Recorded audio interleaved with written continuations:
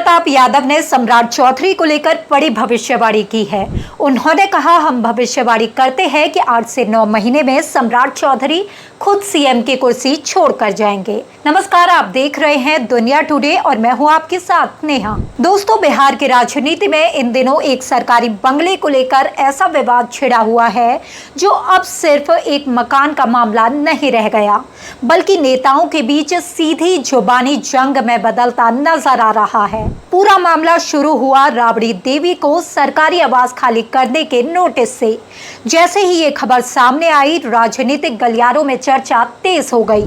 लेकिन असली बवाल तब मचा जब बिहार के मुख्यमंत्री सम्राट चौधरी ने एक बयान दिया।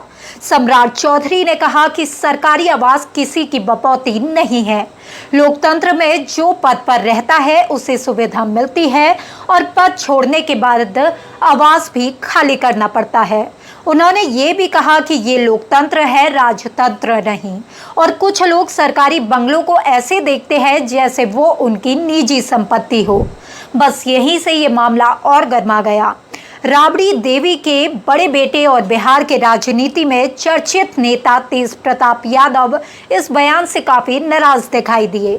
उन्होंने कहा कि मुख्यमंत्री जिस पद पर बैठे हैं उस पद की गरिमा होती है और उस गरिमा के अनुरूप भाषा का इस्तेमाल होना चाहिए।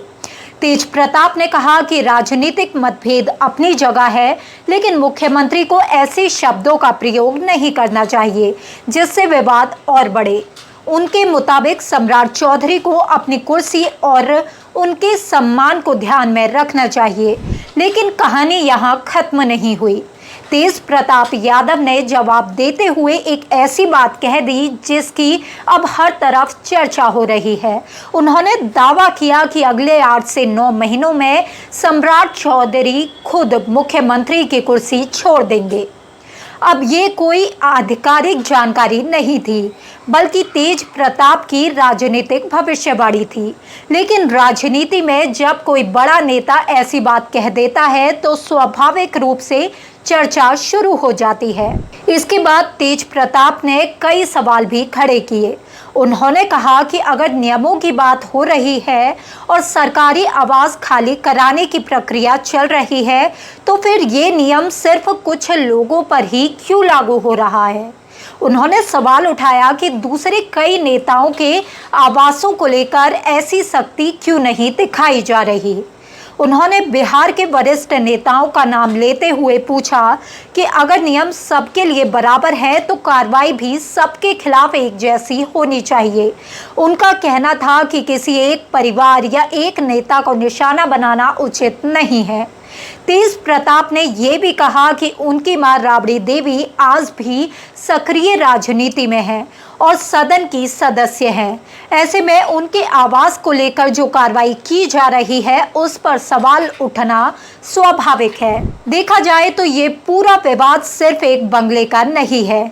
इसके पीछे राजनीति, सत्ता, विपक्ष और नेताओं के बीच चल रही बयानबाजी भी जुड़ी हुई है। एक तरफ सरकार का पक्ष है जो कहता है कि सरकारी संपत्ति पर नियमों के अनुरूप कार्रवाई होनी चाहिए। वहीं दूसरी तरफ विपक्ष का कहना है कि अगर नियम लागू हो रहे हैं तो ये सभी पर समान रूप से होने चाहिए। यही वजह है कि अब ये मुद्दा प्रशासनिक कम और राजनीतिक ज्यादा दिखाई देने लगा है।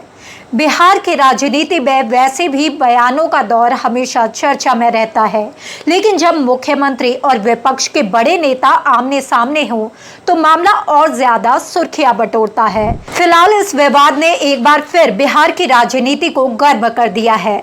अब देखना दिलचस्प होगा कि आने वाले दिनों में ये मामला सिर्फ बयानबाजी तक सीमित रहता है या फिर राजनीतिक रूप से कोई बड़ा मोड़ ले लेता है। एक बात तो तय है, सरकारी बंगले से शुरू हुई ये बहस अब बिहार की राजनीति के केंद्र में आ चुकी है और आने वाले दिनों में इस पर और भी तीखी प्रतिक्रिया देखने को मिल सकती है। इस खबर पर आपकी क्या राय है, हमें कमेंट में ज़रूर बताइए। और अगर आप हमारे चैनल पर नए हैं तो चैनल को सब्सक्राइब करना ना भूलें। नमस्कार।